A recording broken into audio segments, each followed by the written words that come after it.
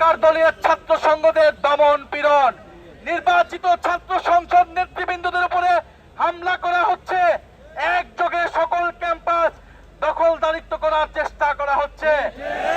আমরা এই ধরনের আচরণের সাথে পরিচিত এবং এই ধরনের আচরণ আসলে জনগণের পক্ষ থেকে কি করতে হয় সেটার সাথেও আমরা পরিচিত। সংবিধান সংশোধনের কথা বলে বেড়ায়, অথচ আইন শৃঙ্খলার পরিবেশ ঠিক করতে পারে না। নিজের মন্ত্রণালয়ের খোঁজ নাই, কিন্তু সংবিধান নিয়ে পড়ে আছে, রাষ্ট্র পরিবর্তন নিয়ে বড় বড় কথা বলে, আর বাংলাদেশে খুন খারাপি ধর্ষণে ছেয়ে গিয়েছে।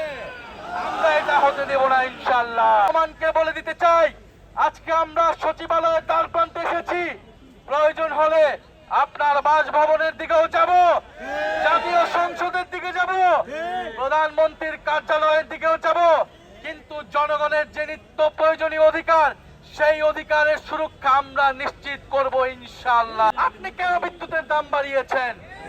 আপনি প্রতিশ্রুতি দিয়েছেন কর্মসংস্থান করবেন, দ্রব্যমূল্যের দাম বাড়াবেন না, আপনি এখন দ্রব্যমূল্যের দাম বাড়াচ্ছেন।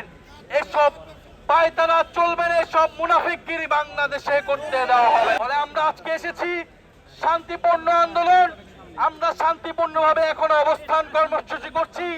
এই আমলারা, দুর্নীতিবাজ আমলারা, শেখ হাসিনার সময় আমরা দেখেছি এরা কিভাবে দুর্নীতি লুটপাটের সাথে জড়িত ছিল।